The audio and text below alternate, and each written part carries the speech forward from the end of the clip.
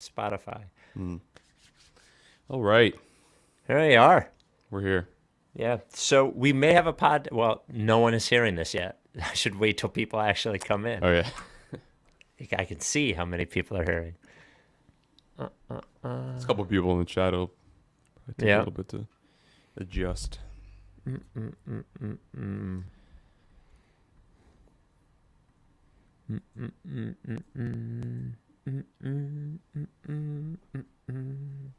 Big Hall of Fame day. You're not a baseball guy, are you?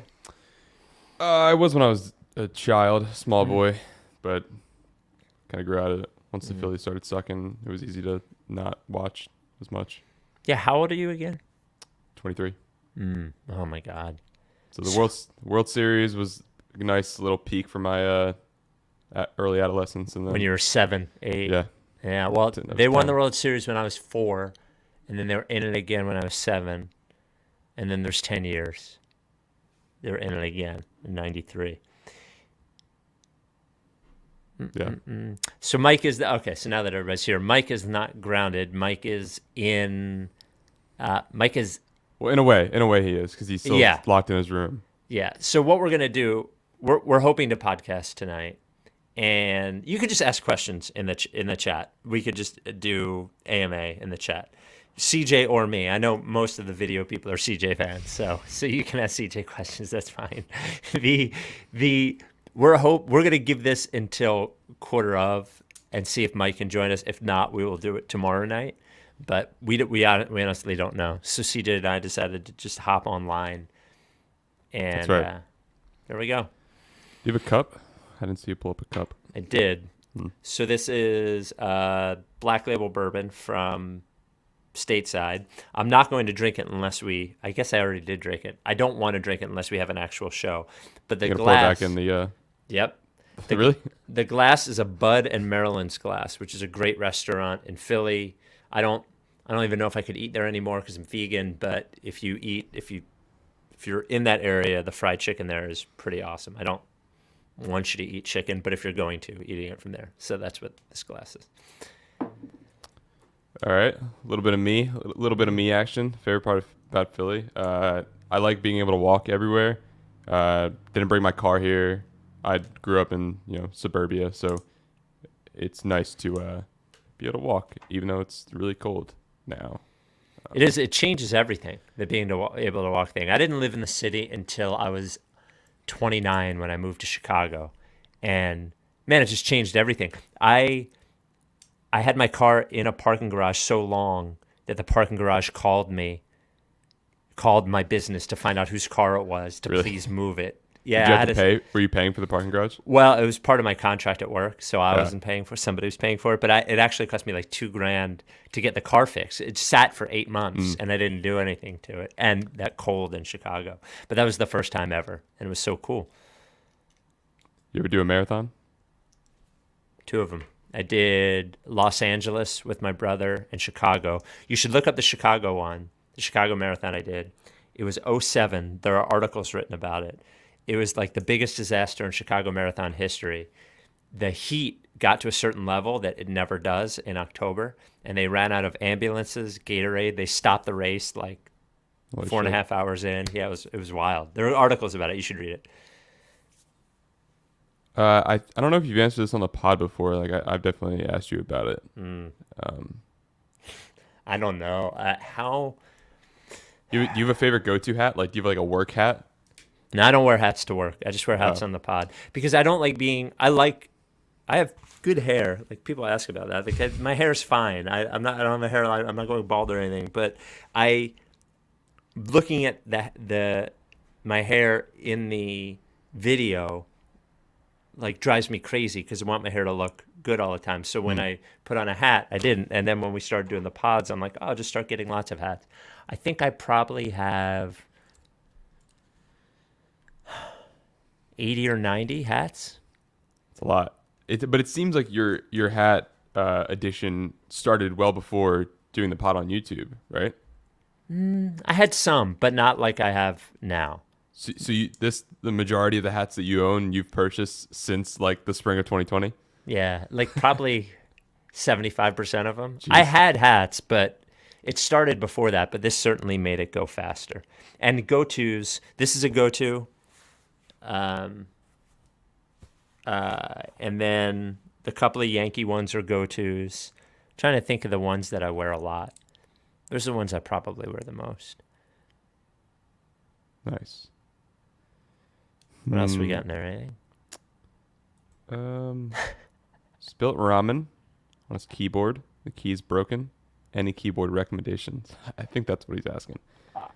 I have the also to start off. I'm sorry you did that. That's tough. I have an Equinox F96. Pretty standard. I'm not like super big into keyboards, but are there keyboard guys? Oh yeah, keyboard people. Really? Yeah. Like I've talked a little bit about like building computers and stuff. Yeah. You can like customize everything, like the types of switches in a keyboard. Oh, you have all different colors on that thing. That's not custom. It was just like the theme of I bought. This is like all in one. But is it a University of Illinois? The colors? No, yeah. I don't know. It just Okay. looks cool. Coral. I don't know. But some people like buy individual key caps for every letter and stuff. It's a wild industry. What else? What do we got? What else we got? I'm sure my my keyboard handles ramen probably the same as any other keyboard. A lot of basketball questions, but you know the rule. Yeah. Wait, hold on. I like this one. First of all, shout out Matt Morgus, because Matt has helped me. Like once a year, I have a computer or internet issue I don't know the answer to, pre-CJ. And I would reach out to Matt, and Matt always helped me. You know what Matt helped me do? You know how when you post links for the Ricky site on Twitter, it goes to like full-size image, like full-size, like the standard for Squarespace is not. It's the tiny little box. And I'm just convinced people don't click through the tiny little square with the text next to it. And there's no way to customize Squarespace within Squarespace to make it do that. So you have to do it in the code, and Matt helped me figure that out. Nice. So, yeah. I think fly away.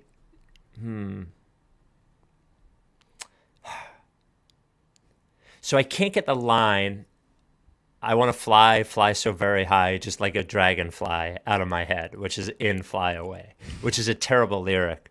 But all things considered, I'd rather listen to that than American Woman. I've hated American Woman since the moment I heard it, and Fly Away I did like at one point. So I'm going to say American Woman stinks more. Good take. Good take. Yeah. I do. CJ's a chair guy. That's right, baby. I do have a chair guys. Chair. That's right. Yeah, so Colin's a big brown switch guy. There's like brown switch. There's cherry. What's that? It's you know how like some keyboards you type and they're like loud, and then other keyboards are like quiet. I think that's like the most simple way to explain it. Mm-hmm. They're like classified by the color, or they're like branded that way. Mm-hmm. My keyboard's a brown switch as well. So it's like you click it, and it's either like super loud or not, and then there's like kind of a spectrum. So, what's up with that? Oh, is that the type of? It's a guitar, the Telly. Can you see that in the picture? That right there? I think so, yeah. What is it? Yellow, orange? It's pink. Oh wow! Okay. It is these two Argentinian brothers with the last name of Pardo. Make guitars. They make custom like guitars, and I saw them once. They were selling one on what's that used instrument site? I forget. And they had one for sale, and I went to buy it because I thought it looked cool. And they were sold out, and they were like, "We can just make you one." And it was $900 to make me one, which, all things considered, is not very expensive. So you can find them on if you look at my Instagram follows, you can find them. It's great guitar. They're great. Plays great, sounds great guitar. When's the last time you played it? So this moving here and taking this job has been the worst thing that ever happened for my guitar playing. I mean, I used to take lessons weekly, and I would also practice every day. And I don't think I picked up guitar in 3 months. Yeah, it's sad. I'm kind of bummed out. By the time I get home, I've told you this, by the time I get home, I'm just so tired. I don't feel like doing anything. So, on the topic of music, my favorite song from Inside. Have you seen Inside by Bo Burnham? You know who Bo Burnham is? No, I know who Bo Burnham is. So this guy I work with, our video guy, Tom Izzo. Bo Burnham's a comedian, right? Yes. Yeah. So he told me it's on Netflix. It's a Netflix special, right? Yep. So Tom has been telling me to watch that for 3 months, easy, and I have not watched it. Or I started watching it, and I didn't have the mental wherewithal to deal with it. But it seems like it's good. So I have not watched it. So I've been a huge fan of Bo since I was like in middle school. Favorite comedian. My favorite songs probably "Look Who's Inside Again." However, it was like it came out kind of like right as I want to say peak pandemic, but it's about his time, like being locked in and transitioning. He had like taken a break from stand up, and he was like thinking about coming back, and then the pandemic happened like right as he was thinking about coming back. So then it like kind of flipped back completely, but yeah, I recommend it. CJ, how does it feel to be following Mike and Spike's footsteps leaving town while doing Philly's most important podcast? That's right. Oh yeah, congrats on the job. Thank you. The news is out. So someone asked earlier if I liked Philly or how I was liking Philly. I do like it, and I'm moving to DC in 4 months ish. So wow. I'm excited to continue the path of not driving anywhere because I hate parking in cities. One of my favorite moments, we did a bust the process there. It was great. And like that's what year was that? 5 years ago or something. And one of the reasons it was great is that the Wizards had this horrible reaction to us, and they told us we weren't allowed to wear the T-shirts and we weren't allowed to wear Sixers gear on the court and like all this shit. But my favorite thing is one of the taunts. There's a guy from DC in our group, or that lived in DC, and like when it was really quiet in the arena, I think he yelled, "This place has no culture. Nobody's from here." And it was just such like a weird taunt. I loved it. It was a great trip. Sixers got their asses kicked, but Joel took a picture with us and tweeted out the picture. It was great. Oh, nice. Yeah. This is a pretty good question for you. Do you have a memory of getting starstruck in any capacity? Yeah, I mean, a lot of times. I think the most like I've had a short conversation at least with James Hetfield from Metallica, which is, I mean, that's pretty famous. I'm trying to think of a non-musician.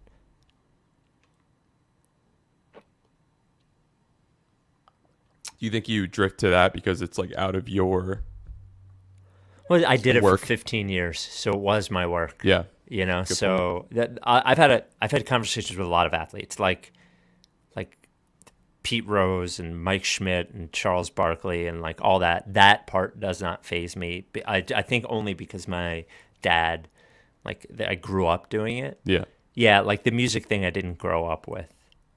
Jared Leto, several conversations, pretty famous. Starstruck though, or just like to answer the question, most famous? No, just answering the question, most famous. Starstruck. I mean, the most starstruck I've ever been as far as conversation was when we had Butch Walker on the podcast during pandemic. I got super nervous and I was very, very, very intimidated. Like I'm a huge fan. So I think that was probably it. That's fun to hear. Yeah, I worked at a club right out of high school, which I've talked about, and artists go there all the time, and it quickly faded, that like idea of glorifying certain people. Well, we got a bad text from Mike. Do you want to give it 10 more minutes? We're already here. Yeah, sure. 10 give minutes. It 10 minutes. We're going to give it 10 more minutes. You a Wordle guy? Hopped on that yet? So I see everybody tweeting about it, and I went into the app store. Yeah. And I'm like, all right, let me try. So I downloaded an app, but the only app I got that has Wordle, like I was putting like 4-letter words in like 30 seconds to see how many 4-letter words I could. And it didn't seem like it was the same Wordle that everybody else was playing. So I was like, I did it for like maybe 20 minutes, and I'm looking, and I'm like, where can I make the little picture to put on Twitter? Yeah. And I just like, and then what podcast was I listening to when they were talking about it? Maybe I was listening to Craig at WFAN, or I don't know. And I was like, that doesn't sound like the same game I'm playing. And then so what the fuck? Am I doing So something wrong? you never got the answer? No, I just gave up. It's not an app. It's a website. So It's the first link when you Google Wordle, and then every day there's a new word, and you get the gist of it pretty quickly.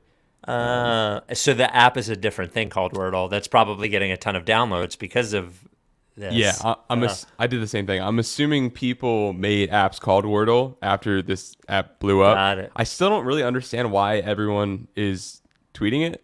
Like, I do it and like we'll send it to like a friend maybe, but like tweeting it, like I don't know. Because that's what everyone does. I decided, I was talking with a friend and former coworker, my friend Jack, not Fritz, Keffer. I was talking to Keffer from WIP. And somehow we were talking about Don't Look Up and the idea of, like, I didn't say this, Jack said it, if Leonardo DiCaprio is so concerned about the environment, why does he take a private plane everywhere? And I like poo-pooed that. I was like, whatever. But then I was like, I talk about how dangerous and horrible social media is all the time. Like, I think it's ruining everything for everyone. Like, I think it's truly the worst thing for anybody. I've been saying this for years on the podcast. It's horrible. But here I am, like, participating in it. And I was thinking about it earlier today, and I think, like, I have to put my money where my mouth is, and I can tweet out links to the pod, but I don't think I can use it anymore. It's tough being so intertwined with your work, like both the pod and day job. Work. Yeah. I feel like this question might have been asked. If you could listen to only 2 bands or artists for the rest of your life, who would it be?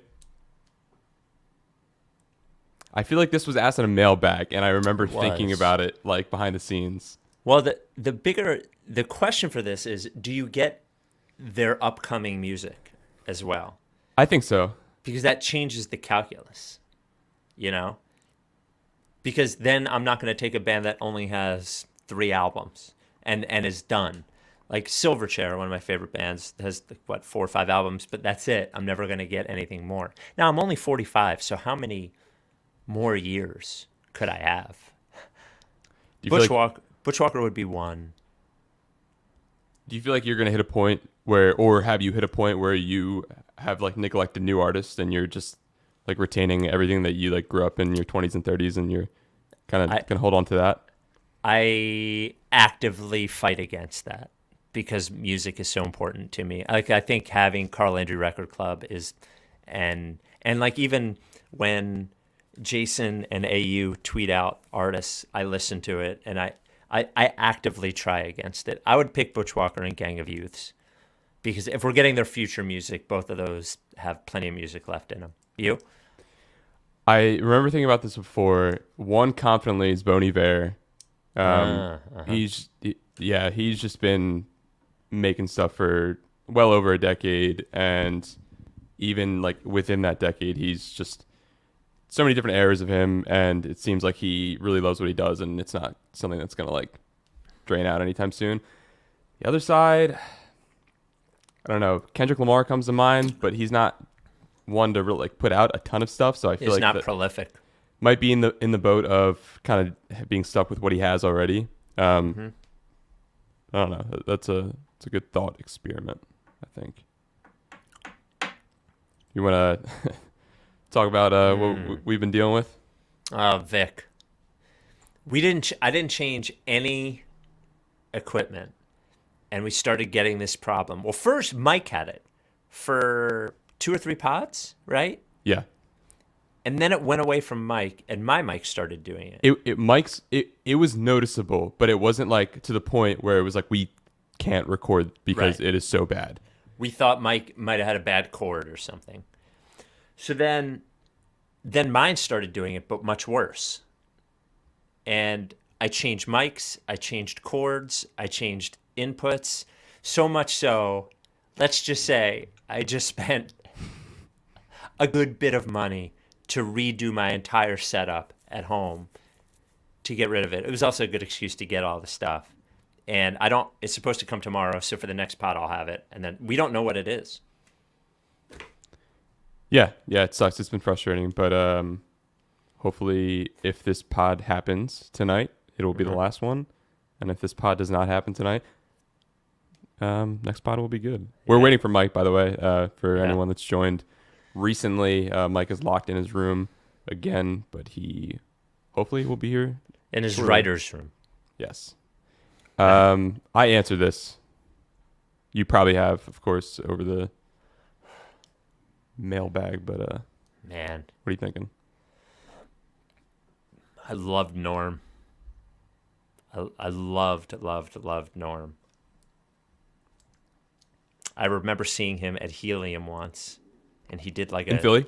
Yeah, he did like a 25-minute joke, and at the end there was no punchline, and it was the last joke he did all night.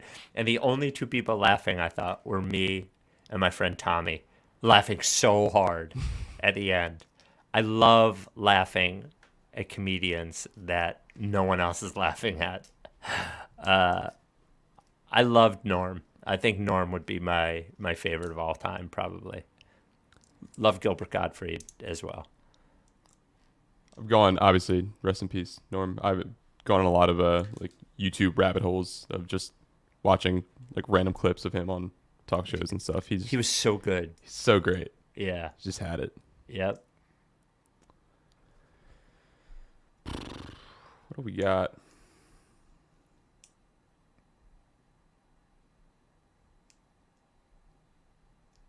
Oh, where did that? Oh, did you put it in the title? What? That question from Anthony? Oh, that's right. Is it in the title? It is. I was gonna do like a play on like we are the next Joe Rogan or like something like that. Wow. But that's tough to. Mike's coming. That's right. Mike's coming, but I don't want to look. And I'm a Rogan listener. I will, but if we put that in the headline, I just don't even want to. I know who our listeners are, and I don't want to. There's a lot. There's a line of like clickbait, like enticing people to watch. I don't even want to raise that. No, discussion. not that one. But yeah, fun stuff. Mike's into MMA now. That's the big. That's the big surprise. Yeah. We're going to talk about it during the pod, Anthony. So yes, the answer is yes, but we're going to talk about it. Mitch Hedberg is a legend, but I don't love his stand-up. Bill brought up Mitch Hedberg. Definitely legend, but I never. You know who I saw? My wife and I went to see him one night before I even knew who he was. He's on Curb Your Enthusiasm. JB Smoove. We saw him once at Helium. That dude, I don't know if I've ever laughed harder than I laughed seeing JB Smoove at Helium. It was so fucking funny. He was so funny. Did you ever go to Helium and like not know who was going, just knowing that there was like an event and like buying tickets for a show? We always knew who the person we were seeing was, but we didn't know who that was always. Does that like we would see who it was and be like, we'll go, whatever. Like because we're not short people during the summer, so we go a lot during the summer. Man, it was so fucking funny. So funny. I went to Helium on my third day in Philly to see a show. It was good. It's a cool venue. Yeah, I love Helium. Shout out Helium. I don't even think I saw any comedy at Punchline. I've been to Punchline. I went to a drag brunch or something with my wife to Punchline, but I didn't see anybody. I had two friends visit me a month and a half ago-ish, and we didn't know what we were going to do, so someone suggested like go see a comedy show, and one of my friends is like super funny, has always like kind of pondered doing stand-up but never actually done it, but just genuinely like the funniest guy in our friend group. And we find this comedy event at Punchline, not knowing what it was, not knowing anything about it. We go there and it was an open mic, and then we got to force him to do an open mic performance. He got 3 minutes on stage. It was fun.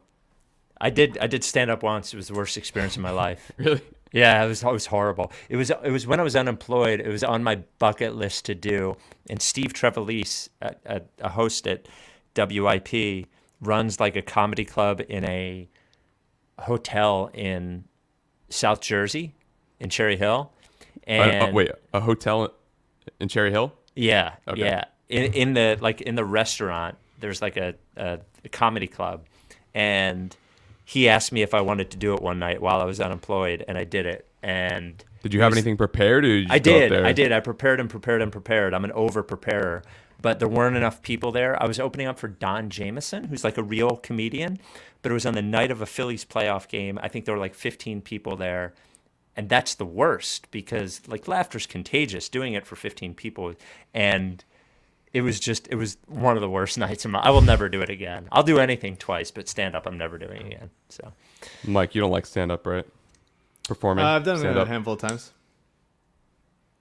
I like some stand up. I said that because I feel like that's also been a mailbag question, and I feel like I remember you answering now. Yeah. Oh, there it is, the Surfside. Show everyone the Surfside. So CJ, we just did 25 minutes of filter in. Put it on the end. Let the people hear it on the pod. Sure. Yeah. So Let's do it. We ready to go, Mike? We've been Sure. filtering for a while. The Rights to Ricky Sanchez podcast is presented by DraftKings Sportsbook. Sign up for DraftKings Sportsbook by using promo code RTRS and brought to you by Adam Ksebe, the official realtor of the process, Kornblau and Kornblau, the official law firm of the process, and Stateside Urban Craft Vodka, official sponsor of the Corner 3 newsletter and home of the Stateside iced tea and vodka. Show the people once again. You got it there? Oh, baby. There it is. Oh, yeah. StatesideVodka.com. On the show today, Sixers sleepwalk through 3 quarters, but Joel Embiid is still destroying, so they beat the Pelicans. 1 year later, the Sixers are still convinced they're getting James Harden. James Harden maybe doesn't want to be in Brooklyn anymore. And now we're on video on Spotify, which we'll talk about later. Before we get going, 2 things. First, a shout out. This comes from Andrew. Hey, Spike and Mike, my good friend Dave is getting married to his fiancée, Emma, on January 29, 2022. They've had to reschedule the wedding several times due to COVID, but this time seems like a go. He's a process truster and a Riggy listener. He can't wait for Ben to get traded. We wish you, Dave and Emma, good luck, good health, and lots of love. He says my good friend Dave is getting married to his fiancée, Emma. Thank goodness he's getting married to his fiancée and not somebody who isn't his fiancée. That would be weird. And this is the last pod. I know we've had like 3 of them of my mic being imperfect and clicking. All of the new stuff is coming tomorrow. So if you've had enough of it, don't worry. I've had enough of it too. It's gone tomorrow. Without any further ado, Amos and the Chef. Larry, sweetie, the man is here.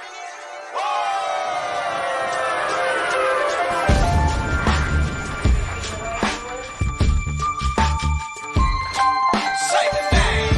I say the name. I say the name. We were right, y'all. We were right. Even when it went wrong, we were right. We was right, y'all. We were right. So say the name. Say the name. We were right, y'all. We were right. Even when it went wrong, we were right. We were right, y'all. We were right. So say the name. Say the name. Say the name. Say the name.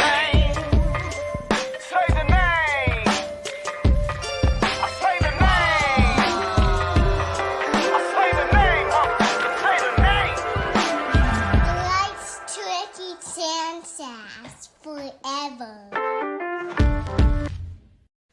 Welcome to the Rights to Ricky Sanchez podcast. I'm Spike Eskin, along with a guy who knows we'd have at least one championship if the Sixers had kept Willie Hernan-Gomez after they drafted him.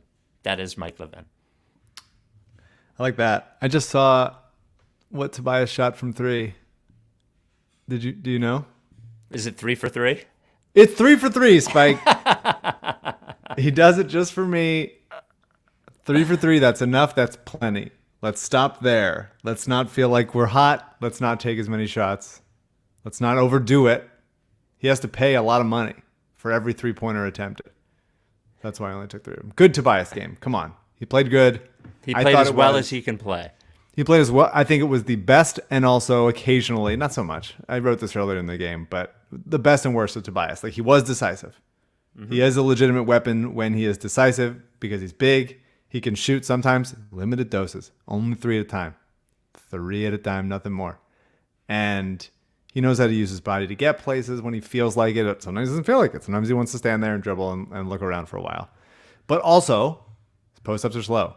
They lead to turnovers. He can get rattled by athleticism, get rattled by toughness, and he's a very mediocre, lethargic, tentative passer. But 3 for 3 from 3, bank it. It's either 3 for 3 or like 0 for 4. That's it. That's like the maximum. But he played well, 33 and 11, couple steals, nice plays here and there. It's a good Tobias game.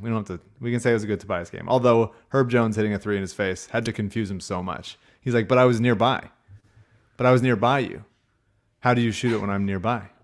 How You does shoot that it. You shoot it while, even though I'm there, you shoot it? That seems crazy.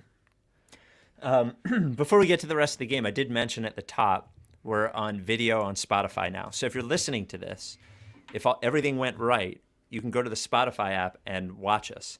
It is in beta right now. Spotify asked if we wanted to do the video.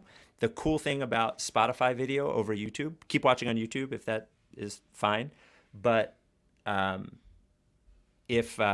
was I going to say? If you're watching on video on Spotify, you can like lock your phone. You can close, like make the screen black, and you can still hear it. Or on YouTube, you can't.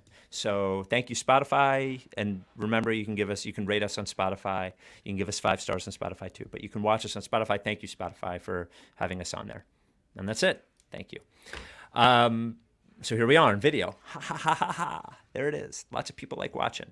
I don't know what a fucking generally miserable game, except for Embiid in the second half. Even Embiid in the first half, it seemed like he played poorly, but I think he had 20 in the first half or something like that. Like we do this every pod, but his execution now is so bananas that you don't even notice it. And even when it looked like when they're playing poorly and they're losing the whole time, in my head, which I had never done this before this year, in my head, I'm like, Embiid's going to come through in the second half. He's just going to will them to victory. He's going to figure it out. And that's the way I feel every game. And he did it this time, you know. He even conserves his energy a little bit in the first half, too. He has so much responsibility now. Part of Hernan Gomez, like, going crazy on him, I think is partly just Embiid being like, you know what? I can't do this the whole game, so I'm going to save it for the second half. It's just fucking wild. Yeah, I mean, I think Embiid and the Sixers generally, because they're led by him, are like waiting to be tested. And I think sometimes they don't think that if the team is not good enough, they'll be like, whatever. We got like the C-level Pelicans we can just sleepwalk through.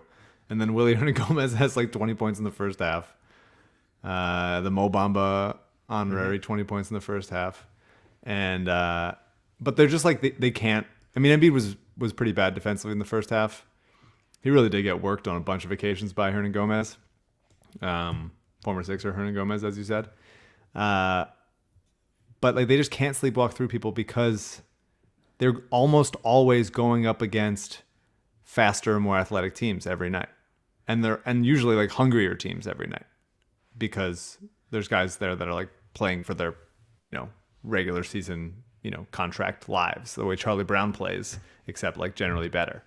So if they're not matching energy and decisiveness, they're just gonna, if not lose to teams that are bad, at least get like tested and not easily put away these kinds of bad teams. I mean, they were sloppy with the ball on offense for the first half.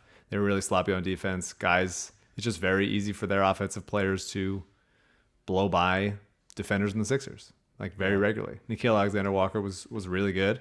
Usually he takes bad shots, but I didn't think he took bad shots. I think he got to his spots, used his length, 5 of 9 from 3, got to the line. Like he's good. He played tough, hit a bunch of tough shots.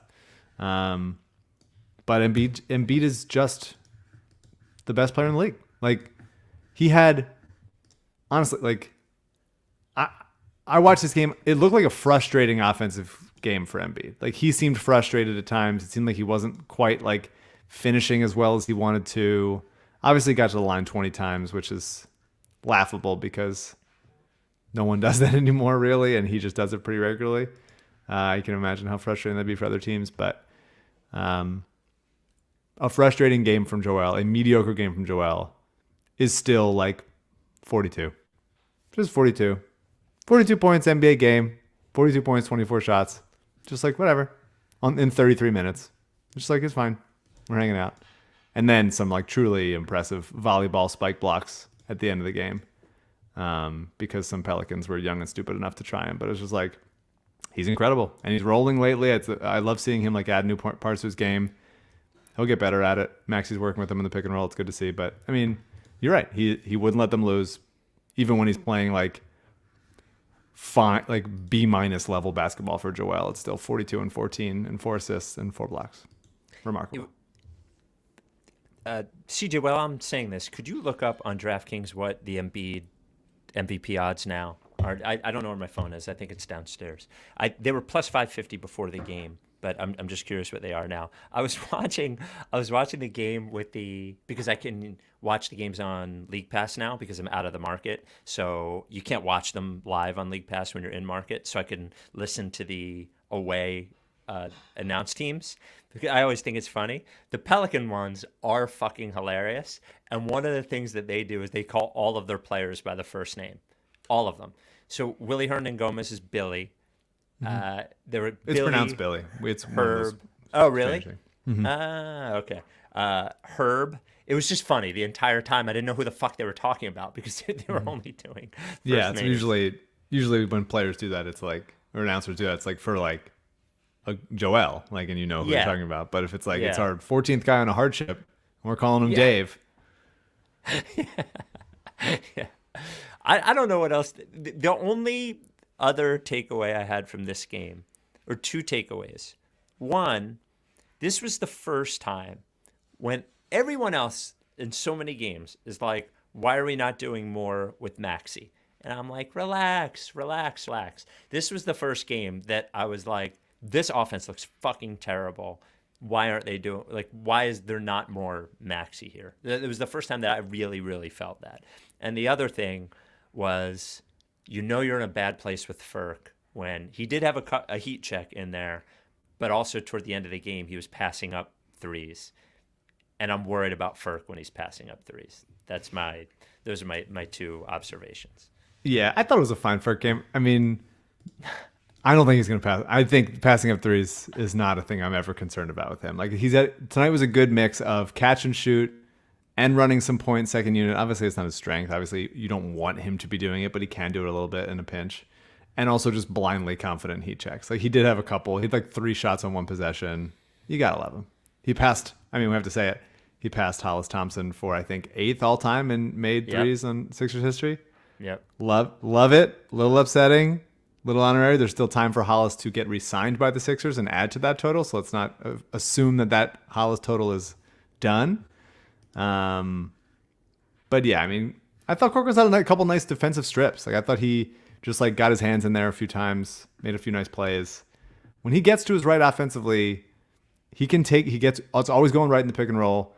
It's taking contact. It's slowing down. He can like get a little bump and he shoots the ball high enough where he can still get a good look, usually off the glass. And he's just helpful for the team. Honestly, like, this was a very Joel and Tobias carry them game, which if they trade Tobias and or Ben or like a number 2 guy, like, we'll be seeing obviously plenty of those. And that shines a light on how limited the other players on the roster are. No Shake, no Seth, no Danny right now. Matisse is back. This is his first game back. It's meaningful. It shouldn't be as meaningful as it is, but it's meaningful. No, it's definitely meaningful. It's just like, I think the rest of the roster, I think everyone on this roster, 1 to 12 or 13, is extremely useful right now in an NBA game. Right now. But they're so derivative with each other and their weaknesses that, because most of them just can't shake free of guys off the dribble, that they're not getting the open looks that they should be getting, the easy looks, the cuts to the basket. There's not enough passers on this team, all the stuff. So it's either like Embiid's passing from the post, or Maxi's blown by people to get to the basket, or it's like a couple closeouts and then swing. There's just like, if the defense is tightened up, you can't get that first separation, then it's asking all these players that are complementary players that are all very slow. You're asking them to take or make tough shots, uncomfortable shots, whatever it is.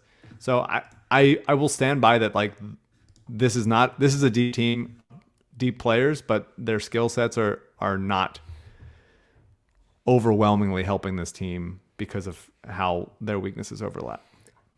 Mike Lombardi says, when he talks about football rosters, he talks about something like a diner menu roster.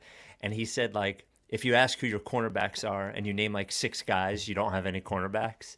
Like, you shouldn't be naming 6 guys. And it's sort of like the Sixers. The Sixers have a diner menu roster, whereas like everything is competent, but nothing is great. And that's, but it's like everything has like a various, it's like kind of like, oh, that's a random thing that I wouldn't want gravy on. Yeah. I mean, how is everyone on the roster just like pork and gravy and like pancakes? A pancake and gravy. It's just, why is everything is the same?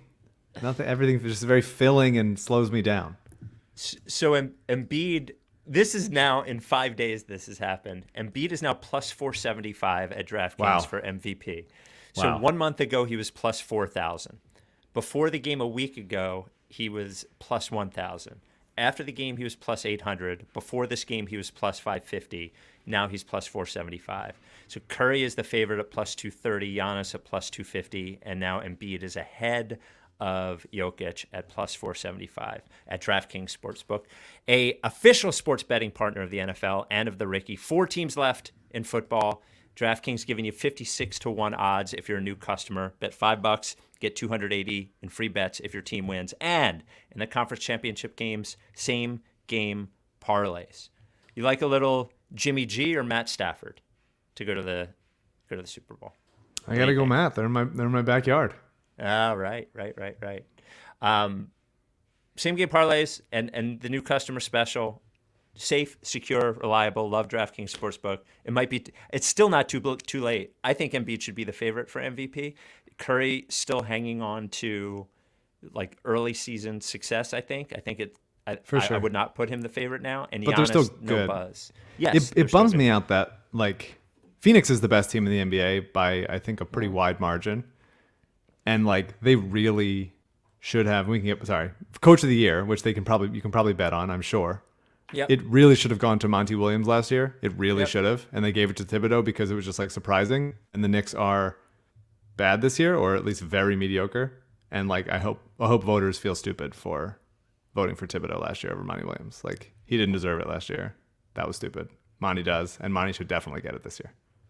Download the DraftKings Sportsbook app now. Use promo code RTRS to get 56-1 odds on any NFL team. Bet $5 to win 280 in free bets if your team wins. It's promo code RTRS for 56-1 odds at DraftKings Sportsbook, an official sports betting partner of the NFL. Must be 21 or older. New Jersey, Indiana, or PA only. New customers only. Minimum $5 deposit and $1 wager required. 1 per customer. Restrictions apply. See DraftKings.com/sportsbook for details.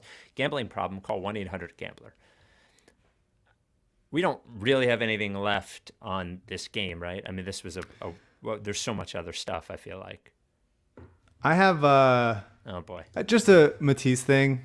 Okay. It was good to have him back. Missed a bunch of shots, but really helpful on defense.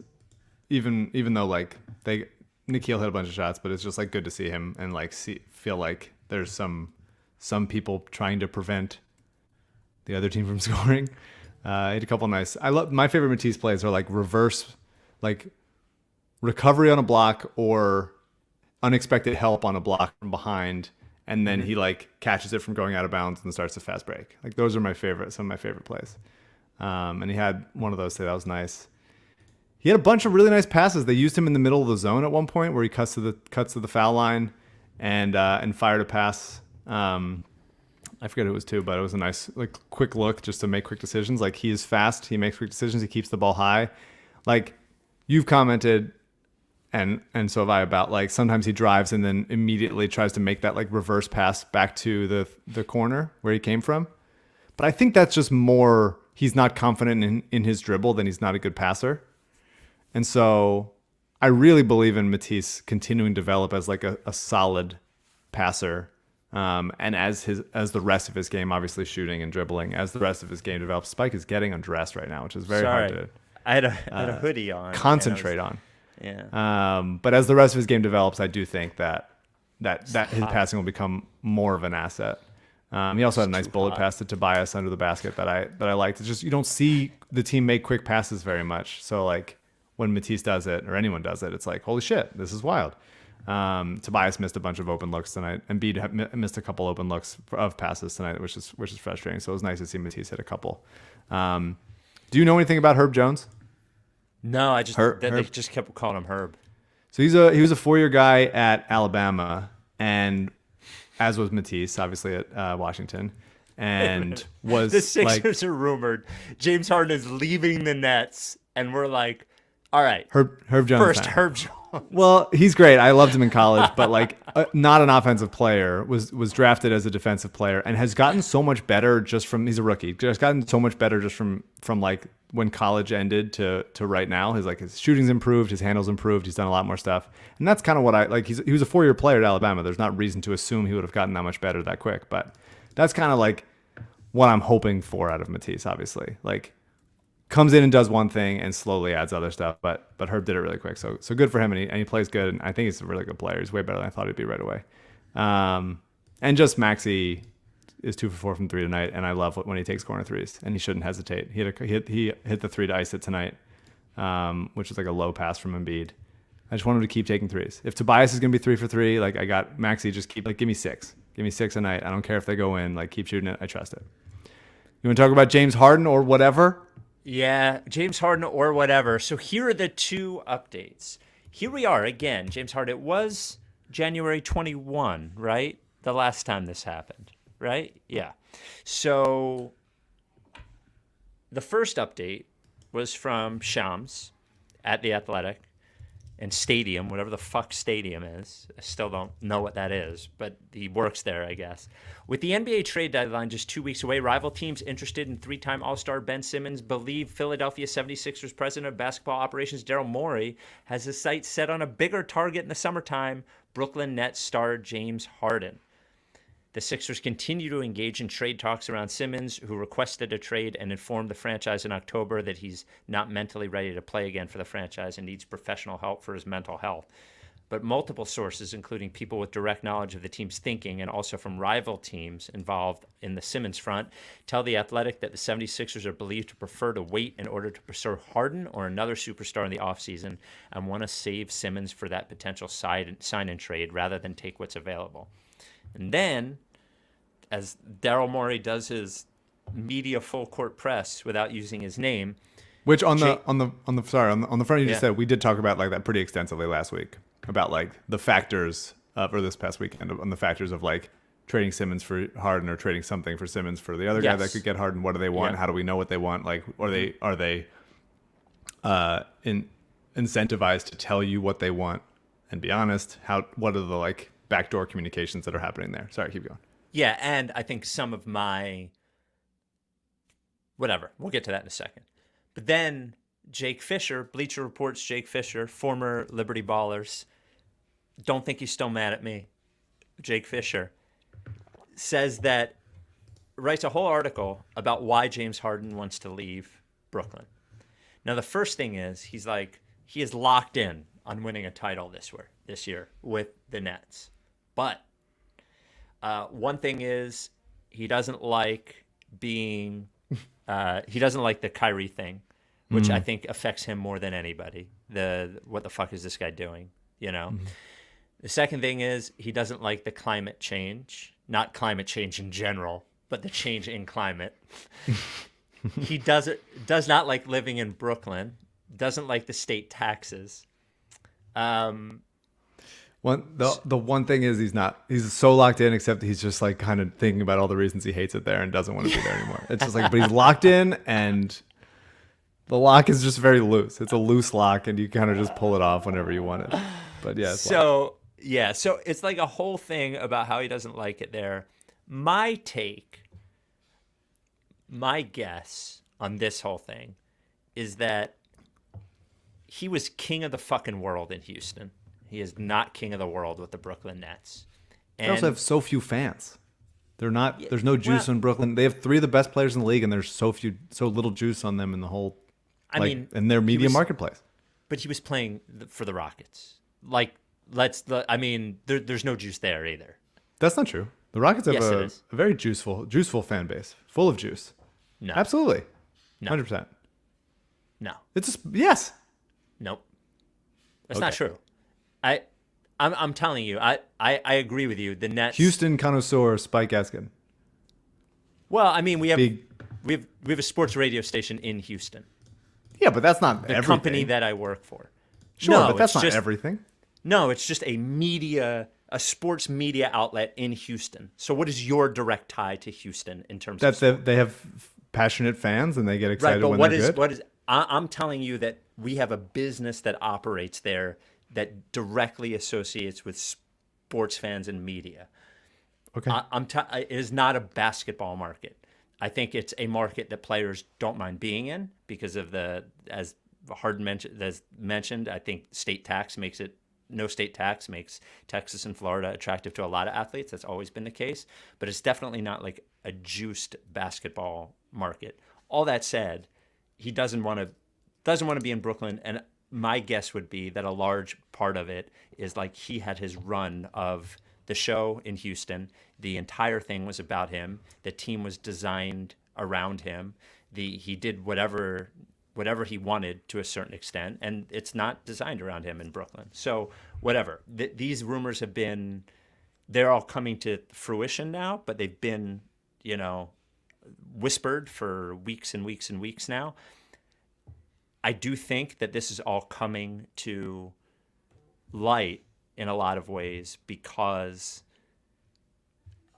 I think Morey is trying to push the market as hard as he can before the deadline to see what he can get. Like I think there are probably options that give him more options this summer for a sign and trade for Harden than having Simmons, honestly.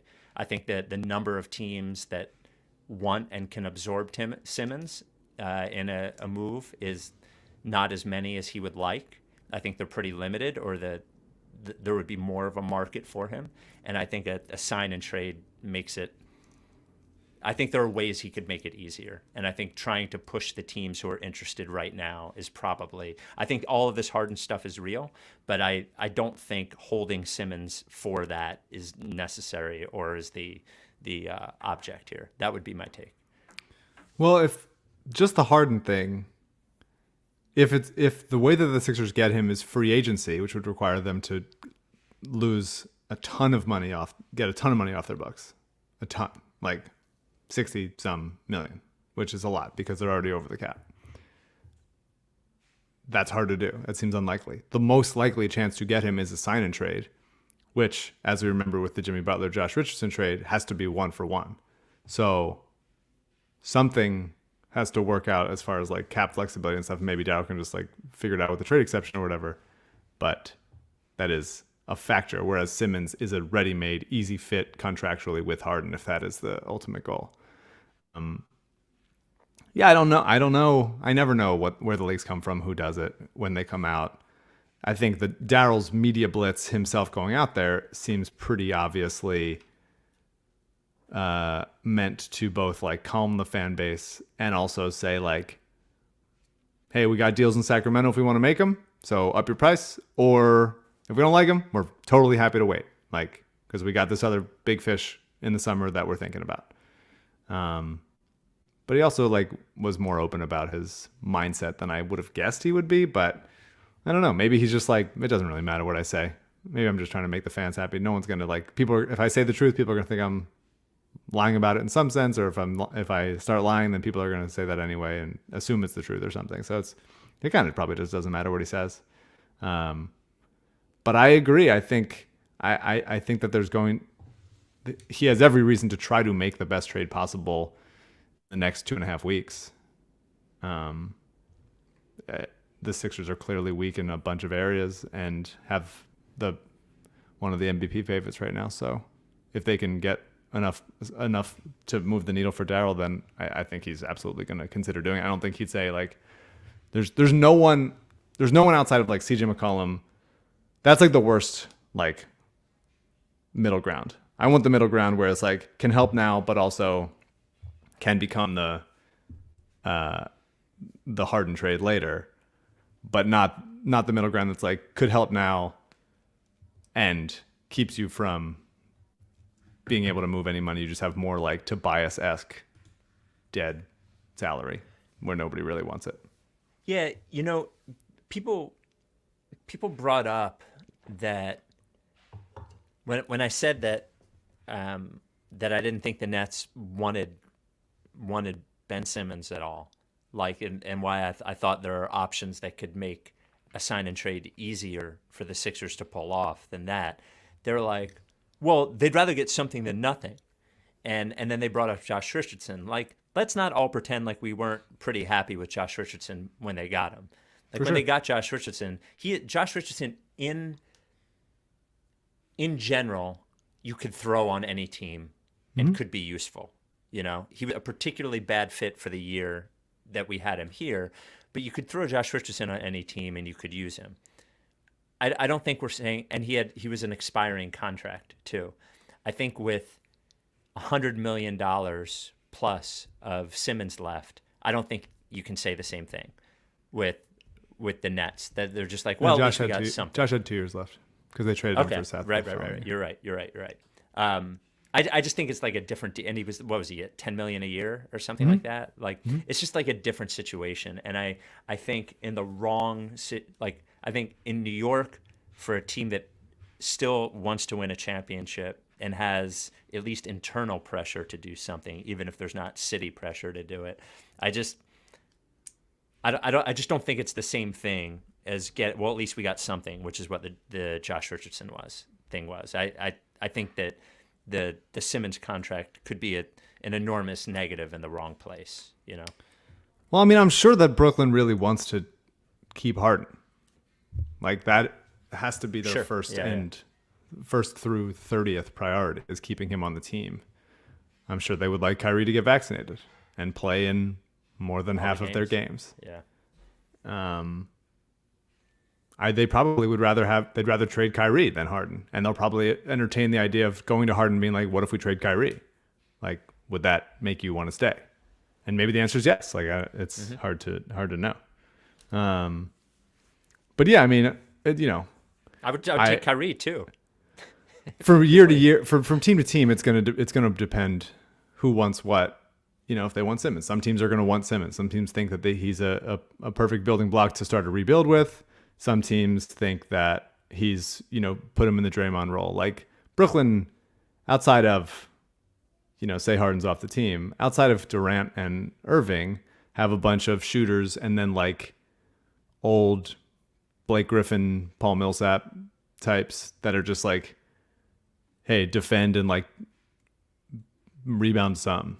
And so I think if they think that Kyrie and Durant and Joe Harris and whoever, and like Cam Thomas is perfect around a Ben Simmons. Ben never has to shoot. He can take 9 shots a game. He can, just set screens and roll whatever the fuck they think that he can do, then they would want him on the team. They would want him to defend. They wouldn't want to sick him on everybody and tell him like, just, chill out in the dunker spot on offense, whatever they think. But it really is, as we've talked about for 18 years on this podcast, the difference from team to team on their opinion on Ben Simmons and how they could keep him as he is or change him or build him to be whatever. It really has the most variance of any player, I would say, in league history. Like, no one is more volatile as an asset for what people think that he could be or what they think he is or that he was or whatever. It really depends from team to team. So I don't feel confident with any certainty to say which teams think that he'd be perfect or that he wouldn't work or based on city to city or whatever. Well, I just got a report that James Harden is now touring. Right now, it's 10:30 p.m. is touring Malvern Prep. Yeah, as a real shot to your boy JJ Redick for saying he doesn't enjoy Brooklyn. I know. An absolute, yep. Just a knife in the back from JJ, Mr. Brooklyn himself. Yep. He loves that commute. Well, maybe he didn't want to get in that whole.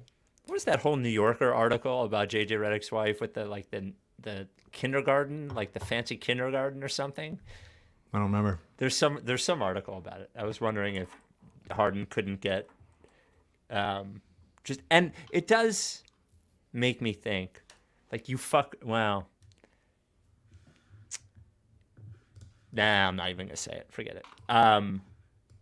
Well, if he moves here and he needs a house in the Delaware beaches because he wants to be away from all the hubbub, Adam Ksebe, the official realtor of the process, can help him out. Ksebe, Ksebe. If you're going to buy a house, you're going to want to do it now before interest rates go up.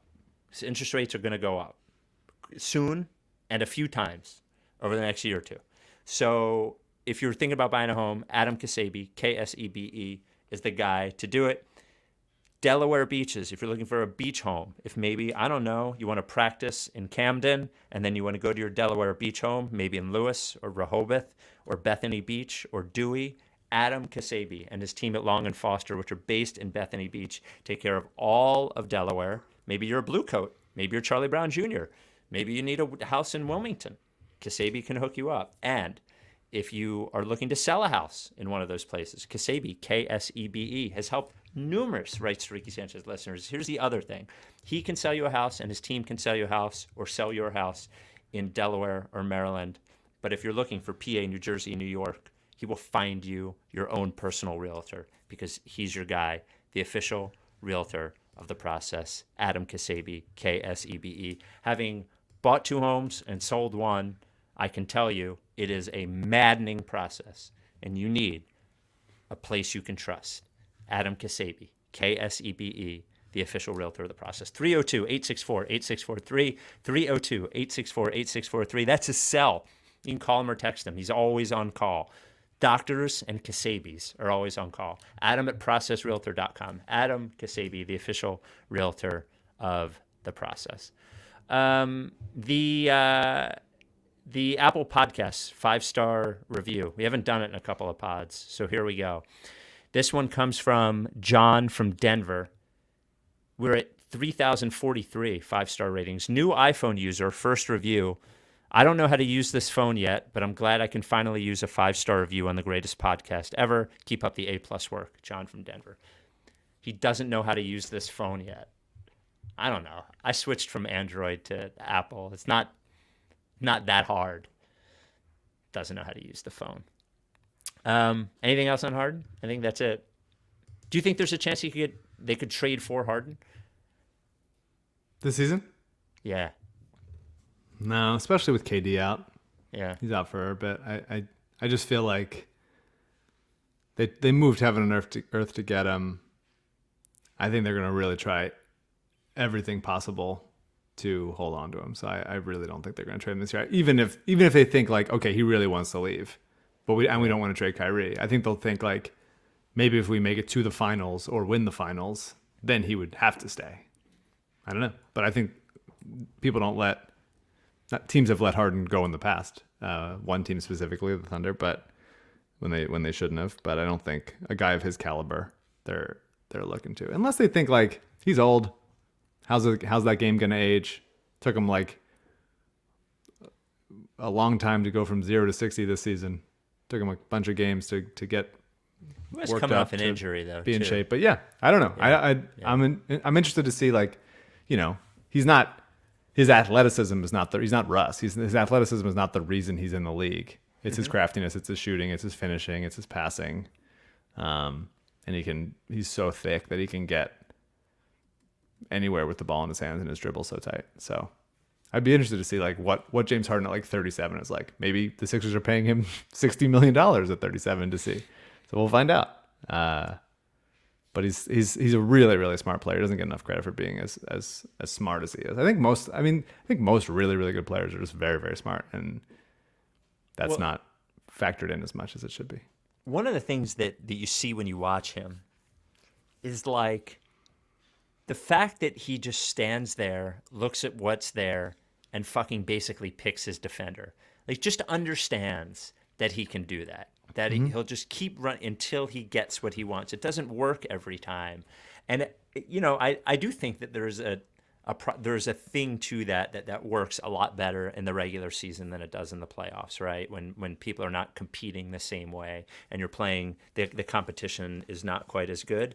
But watching him sort of dissect a defense is pretty amazing to do. It's not even that hard to notice. To your point about him being smart, it's like it's very obvious watching it. It's very obvious what he's good at. Well, we didn't do a podcast after when was the last game the Sixers played? Magic? No. Washington. Washington. Yeah. We didn't do a podcast after that game? After Magic? We did do after Magic. We didn't do after Washington. They Or played did on we Sunday, do after didn't we? Washington? No, Spurs. Spurs. Spurs. Thank you, CJ. Spurs. Thank you for popping up. Yeah. I've had a Surfside vodka. The play before half, or like one play before, a minute left in the half, Embiid basically told Charlie Brown and Korkmaz to switch spots. And then, because he knew the pick and roll was going to come, he knew he was going to have the short roll, he knew he was going to have Korkmaz on that side. And it just happened. Yeah. And it's really cool to see Embiid figure shit out. Happened tonight with Tobias, where he basically was like, hey, stay there. I'm about to get doubled. Stay there. You will get an open shot, as open as it can be, so you can take one of your 3 threes that you will make and take. Tobias didn't see it because he was reading a book. He was. There was one play where the ball whizzed by Tobias's head. He could have just put a hand up, and he just was thinking about a book. But yeah, it's cool. It's cool. It would be cool to see Harden and Embiid as Embiid continues figuring out the game at such a high level. It'd be cool to see them work well together. But The hard to go ahead. Yeah, the hard to stomach YouTube comment of the week brought to you by Stateside Vodka. Mike's had one Surfside iced tea and vodka. It's not carbonated. It's just sweet enough. Only 100 calories, 3 grams really of good. Splenda, I think. Can't say enough about it.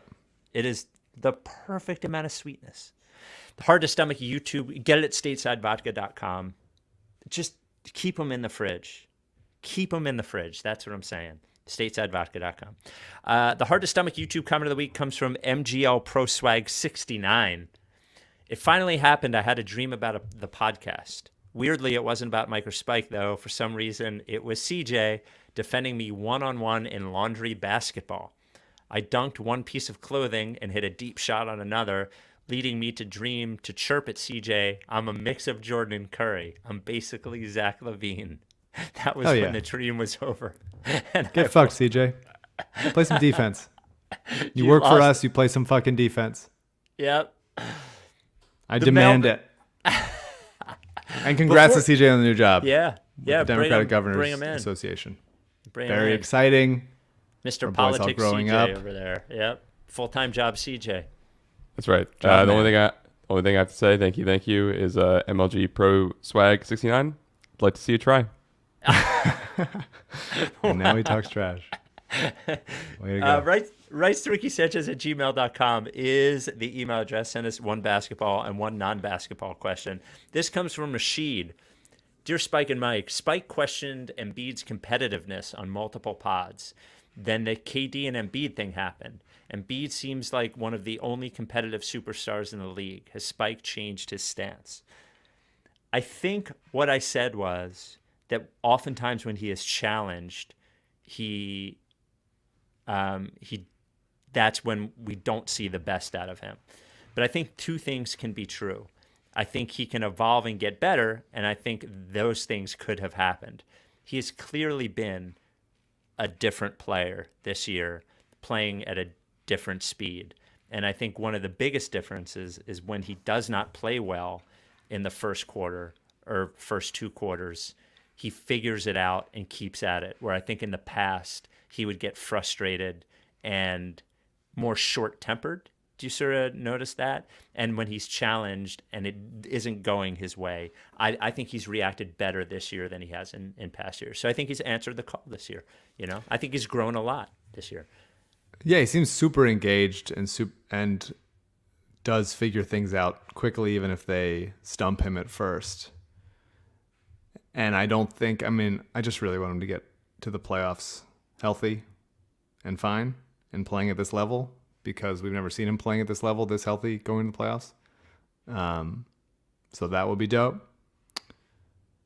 But it does feel like when he's gotten frustrated in the past, he had gotten rattled or something. Usually that happens in the playoffs, but it does feel like he's very engaged. You can see him like wanting it. You can see him getting frustrated, but it usually results in him figuring it out and getting to the line quickly or whatever. He has that like the hezzy where he's like, I'm going to drive past you. It's an automatic shot. Like he'll miss some obviously, but he can get to that spot where they just like isolate him at the elbow or the top of the key and be like, I'm going to take my little like hesitation 1-2. You're going to be so scared of me like 7,000 pounds blowing into you because now he's agile enough to like snake by and get the foul that they're basically fine with him taking that shot. And that's a foul shot for him. And he shoots fucking 80% from the line. So he's just really good. And he is limiting the ways that you can limit him. And it's really impressive. James Harden did react to the reports tonight. He agreed with it? He probably agreed with it. Probably said all the leaks are always true. Yeah.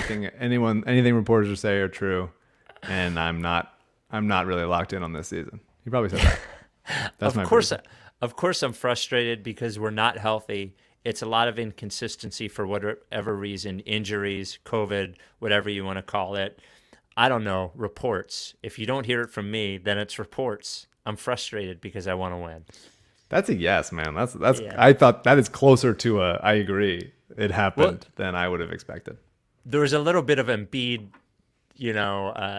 talking about Simmons in that when he's going, it's a lot of inconsistency for whatever reason, injuries, COVID, I don't know, whatever you want to call it. Yeah, it could be anything. One of my teammates can't play half the games. It could be that. Maybe it's that. Who knows? Non-basketball question from Rashid. Have either of you been thrown under the bus at work in a meeting or had passive-aggressive email, and how did you handle it? Mike? Trying to think. Not really. I don't know if I have a good example. I'm plenty of passive-aggressive emails. Email is basically for passive aggression. That's the almost the point of email. But I'm usually pretty, when it comes to my career, pretty direct, but chipper. Chipper but direct. I don't know if that it like results in anything positive, but I haven't gotten in many like passive aggressive standoffs because I just want like results. And let's just keep it moving rather than getting like baited in some sort of like long, well, I'll just wait and see what they say and then I'll be pissed. Like it seems not, I don't really have time for that. I'd rather just be like, so are we doing, what can we do? How can we succeed? How we're trying to succeed. You just want to win. You just want results. I just want to win. And for whatever reason, me not being famous enough, they don't want to pick up my shows, but it could be COVID also. It could be whatever. If my writing partner wasn't getting vaccinated, then I would definitely have the same answer as Harden, but he is. I've had this many times, and I always handle it poorly. I've gotten much better at being a reasonable, calm coworker and manager as I've gotten older. But the thrown under the bus in a passive aggressive email, I don't deal with it very well. So I think the best way to handle it is to delete it. Don't respond to it. Even if there's something in there you need to delete or need to respond to, just delete it and start a fresh email. And I think that is just fucking delete it. Even don't answer the question if you don't need to. From John. Spike and Mike, long-time listener, first-time emailer, but this question is one that I never thought I'd have to ask. After the implosion against the Hawks, all the talk of boos toward Ben, Danny, and Toby, are the Sixers afraid of playing in front of the home crowd? We've been dominant at home for all of the Embiid era, but so far this season they've lost to the G League Heat, the G League Hawks, and now another 20-point implosion. It's no longer an anomaly. What's going on? Is this the consequence of how sour the Ben situation has become and how intolerable Tobias has been, and now the rest of the team being afraid of being the next victim? What do you think? Why have they been not as good at home? I just think because they're not as good. They have worse. Yeah, I mean, some of it's random. I think some of it, like they had that. I think their everybody's out coincided with like a pretty long home stand when it was like Maxey on the bench, Yep. And they lost some close ones. I think it's more random. I think it's also that they don't come out of the gate juiced up unless they feel like we have something to prove. If Embiid feels like something to prove and like everybody else is like playing not lax, this team falls. Their resting state of what their average is. They're like, here's how we normally play. It's just so lackadaisical. And I think that's compounded by being like at home and like we're not like, we're hanging out, coming from home. I was been chilling in my apartment rather than like we're hanging out together. This team seems like a team that like has started to hang out together a lot more, especially on the road. So maybe that they feel like more on a mission on the road, whereas at home they're like, all right, showing up. I think it's chance mostly. I don't think For there's sure. anything to it. Yeah. Small sample. And non-basketball question. My girlfriend has a dog and I have a cat. They've both been solo pets for years now, but we're thinking moving in together. I don't foresee them coexisting easily. When Rebel joined your crew, were there any growing pains with the late, great Alabama? If so, any tips for overcoming it? Love the show. P.S. We need more CJ content. Give the people what we need. Backup quarterback syndrome with CJ over there. I love it. It's a disease in the city. We never had a problem with Rebel in Alabama. Alabama hated other cats. She had to, when I moved back here from Chicago, she stayed with an ex-girlfriend of mine for like a week, and Alabama did, and she had a cat, and Alabama just fucking hated those cats. And we were terrified when we brought Rebel home, and we brought Rebel back. He walked into the house. Alabama walked up to him. They touched noses and walked away. And that was it. And they were buddies from that point on. So I don't know what to tell you, honestly. I think one of the things that my wife says is that if you can have the cat in the carrier when the dog first meets the cat, so the dog can sniff the cat, might be good. So I don't know. Google it. Just Google it. I really don't know. But we always got very lucky. I was always very thankful Alabama didn't fucking hate Rebel. That would have been a nightmare. We have a couple more emails, and the final email will be one from Chip Mitchell, who is checking in again. Chip Mitchell has checked in maybe 6 or 7 times throughout the years, and it's always very, very good. Before then, I'd like to let you know that if you need a lawyer, we have your lawyer. That is Adam Kornblau. We have him. We're holding him hostage. Yeah. We will give him to you for the low price of $40,000. Yep. Straight up. No matter what you need him for, you got him. Kornblau and Kornblau, the official law firm of the process. Kornblau and Kornblau is a personal injury law firm. You may hear about them a lot. You hear about advertising from them, but we don't talk about them because we don't know them. But a lot of the advertising you hear, almost all of it for personal injury law firms, you don't really get the person that you hear. You don't really get the law firm that you hear, the referral services, but not Kornblau and Kornblau. There's a reason they've made a name for themselves over the last 40 years. Adam runs it with his mom. His parents started it 40 years ago. It's because of how they treat people. It's because of knowing that if you come to them, it means something bad happened, right? You slip and fall, injured at work, medical malpractice, which is what they specialize in. And they know that you're hurt, and they know you need a real helping hand. And that's what Kornblau and Kornblau is there for. So when we say, when you call or email Kornblau, you get a Kornblau, that's a real meaningful thing. You're going to get Adam. And he's such a good guy that even if you have a non-injury, a non-personal injury case, you reach out to Kornblau, he's going to give you legal advice. He helps out all of our listeners with everything. Some of the biggest medical malpractice results in southeastern PA.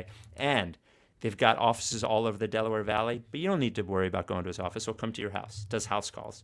I know you think that's just doctors in the 60s, but it's Kornblau too. If you think you might have a case, give him a call or shoot him an email. It doesn't cost you anything. And I mean it when I tell you, a ton of our listeners have for non-personal injury stuff. You know you have a lawyer in your corner. 215-576-7200, ask for Adam, or Kornblau at kornblauandkornblau.com is the email address. Kornblau and Kornblau, the official law firm of the process. This comes from Drake.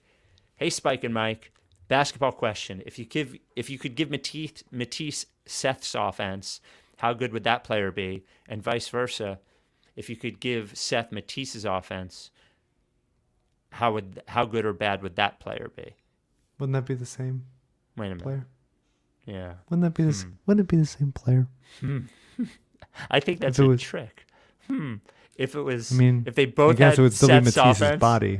If it was Yeah. Matisse's body, I would choose Matisse's body with Seth's offense. yeah. I mean, that seems like an easy one, right? You pick That seems the pretty athletic, easy, wiry yeah. guy, Tough. not the fat guy, not the fat, slow guy. Tough question. Who's gaming skills? Because if it's, CJ's. yeah. Colin says in the chat, Kornblau helped me out when my ex-landlord tried to charge me $1,200 for a piece of trash abandoned on the street 4 blocks away. That's right, Colin. Drake, you might want to email yeah. us that again. That doesn't seem to make sense. Non-basketball question. Would you take a guaranteed championship with Joel if it meant no more Philadelphia championships in your lifetime? Yeah. Yes. Yes. Easy. Yes, I would. I plan on dying pretty, not soon, but like, not like crazy long. Not like something ridiculous. And so, look, we haven't had that many. I'm 32. So, would I take one with Joel? That would mean a lot. Yes, absolutely. 100%. I'm going to keep this email from Bob for next time because it's not even really a question. Okay, last question, and then we'll get to Chip Mitchell. This comes from Eli, non-basketball question. What is your perfect Sunday, excluding the birds? Do you have a perfect Sunday? I like having a few plans, not too much.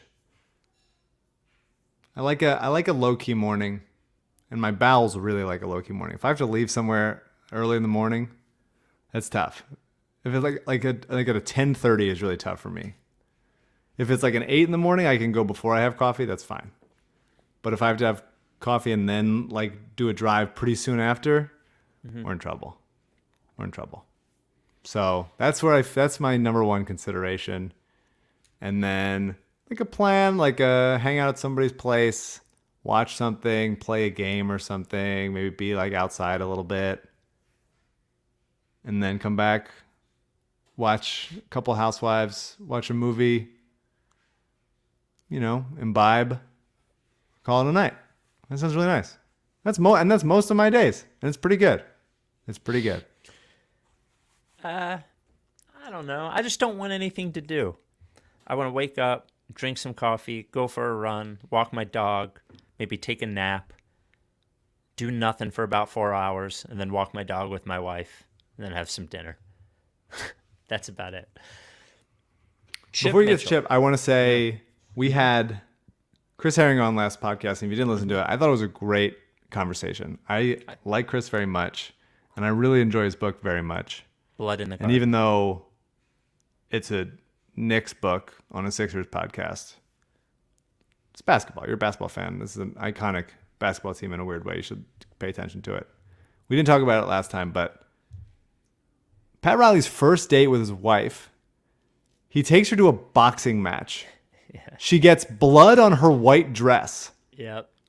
and she likes it. And he And likes that's how that he she knows. likes it. Yep. That is fucked up. That is some fucked up people. And like good for them finding each other, but holy shit. Weird choices all around. Yeah, and there's some stuff about the Checkits interview that I don't buy, where he was like, I was just testing you, like, oh. Okay, Oh, really? you think are you saying that you don't buy that Checkits is telling the truth, or that Riley was telling the truth? That Riley was telling the truth. Yeah, he loves saying he's like testing people Yeah. all the time. It's like, you're not in charge of just everybody. Like, in fact, he's your boss. Yeah. Very odd. Very odd. Very Yeah, odd guy. I also really like the story of Phil Jackson during a playoff series at the Garden, asking them during like a practice to stop sledgehammering. Like, hey, we're trying to run a practice here. And a crew guy shouts back at him, "Fuck you," to Phil Jackson of the Bulls at that time. And I thought that was really good. There's so many great anecdotes in that thing. Yeah. I really liked it. I still have to have a couple more chapters, but I really, really like it. I encourage you to read it. IndieBound, bookshop, local bookstores, etc. Yeah, I mean, if you can't appreciate that. I mean, it's one of the most famous teams of all time, and there's it's just so much character and personality and stories to it. I thought it was a great conversation. I appreciate Chris coming on. Blood in the Garden. Blood in the Go to- Garden. Yeah. This comes from Chip Mitchell. Man, I'm out of Spindrift too. God. Oh, no. This is an old Spindrift, but whatever. All right. Dear Spike and Mike, greetings once again, good sirs, and may I say thank you to you for the excellent podcast, keeping us updated on all things basketball and excretory. What I like most about the Sanchez is that sometimes it fires me up and sometimes it settles me down. Some of your powerful takes cause me to rise and say yes, even on the bus. But then your very ordered format also gives a sense of structure to my life, and I doze off feeling reassured. That is a rare achievement for any art form, but especially one that is essentially just two adult men recording the things that they say. That's right. That is what this is. I write because my coworker, Rex Flood, is nearing retirement, and to be frank, it's time. People usually avoid Rex because he's always bragging about his sales numbers, even when you're talking about something else like furniture or salad. His desk is right across from the coffee station, and if Rex catches you trying to get coffee, he stands up, tucks his shirt in, and tells you about his numbers. Sometimes he eats a piece of fruit. I once watched him eat an entire apple, fruit, core, seeds, stem, sirs, without breaking eye contact. My girlfriend Gloria says it was a cry for help, but that's not what it felt like. A banana peel would be a cry for help. The thing is, people age, sirs, and Rex is a person. Lately, he's been using the men's room more and more, and often he returns with a big wet circle on the front of his pants. Personally, I want to be clear that I do not read these before the pod, because I like trying to get through them on the pod. All right. The thing is, people age, sirs, and Rex is a person. Lately, he's been using the men's room more and more, and often he returns with a big wet circle on the front of his pants. Personally, I like this, because I find it easier to listen to someone brag about how successful he is when you know he's just urinated on himself. Not everyone agrees. Some people think it's gross. Some say it's upsetting. Some find it funny. He walked by the other day and Bigelow said his name is Rex, but maybe it should be Spot. And everyone held their faces and snickered except me. I glared at them, one by one. Then Bigelow repeated his joke twice more because his life is empty. Rex used to look like a movie star with gigantic hair and a chin you could open a bottle with. He keeps old pictures of himself tacked up on his cubicle walls. Now he's all gray with wet pants. But this is part of the human condition, sirs, is it not? A process. All who live long enough must endure. It is not a subject for mockery. My question, would you tell him? And if so, how? I thought about gently sliding a note under his cubicle partition with a smiley face to make it clear I'm being helpful. Then the other day I spilled some soup on my pants, and for a moment I considered going over there and pointing and saying, "Hey, Rex, look, it's okay, me too. Clam chowder." But I felt unsure, so I sat and watched the soup dry, and the moment passed away. I'd like to help the man. The thing is, I don't actually know him that well. He thinks my name is Carl. So, Mike? Just little missives from Chip's life. Whoever Chip may be. Would you tell Rex about the pee? The spots? I think any good coworker would. Yeah. Yeah, I think so. I think you got to tell him. I think you just got to be honest. Don't wait for soup or whatever. And then his non-basketball question, do your toes ever get claustrophobic? I don't just mean that your shoes are too tight. I mean that they start to feel stuck all at the front, like they're trapped and there's no way out, like they can't breathe. It gets so that the more you picture them crowded in there, the more you try to wiggle them free, the more crowded they feel. It's a mental thing. A sense of mild panic can begin to set in. Gloria says it's a very strange thing to think about and a sign that maybe I should talk to a professional, but I think it's something that many people feel but don't know how to discuss. I believe we humans should have adult, difficult conversations whenever possible, and you agree, probably. And with that, allow me to say, I honor you, and I remain most faithfully your servant in most things, Chip Mitchell. I feel toe claustrophobia sometimes. It's mostly when I'm in bed. I insist on going to bed with socks on, and I know a lot of people think I'm a psycho, but I don't want to go to bed without socks on, but then about an hour I wake up and I feel panicked about my toes being claustrophobic. I think about it sometimes. Yeah. all jammed in some shoe. What are they doing in there? How are they doing? So I'm with you, Chip. Mike Seinfeld. Hey, it What am worked I for him. doing in my shoe? I don't think I was doing Seinfeld voice. Maybe Seinfeld thought. I can do Seinfeld voice. I do it often, but I don't think I was intentionally doing it. Because sometimes, yeah, I get worked up. That's my worked up voice. Oh, really? That's my like comedically worked up voice. I think I default to a 1996 white band. That's fine. All right. Well, we have, how many days do we have? 16 days, I think, left until the trade deadline. Oh, man. It's going to pass, and they're not going to make any trades. Even even that's fine. I just want it to pass. Just I need some answer. Yeah. Either he's here for until summer and it's like fine, Harden, great, or he's gone and we can just stop living. It's really like I feel like my toes, like I'm suffocating in here. That's it. I feel like my toes. Me and Chip. Congratulations, CJ, on your new job. People were asking in the chat, he is remaining with the Ricky. I don't know if I'm allowed to say. Am I allowed to say that they called me? Or no? I don't know. I'm not Okay. saying much. Okay. I don't want to ruin your job for CJ. He's like, it's live, you dickhead. It's live. All right. Anyway, he is staying with the pod, at least for now. We don't have a replacement for him, so he's got to stay. And they didn't call me, and I actually have a lot to say. I might tank this. There's a chance. I'll give you the guy's email address. Great. You can send him Chip Mitchell's all of his emails at one. All right. We'll talk to you this weekend. Are you down with TTP?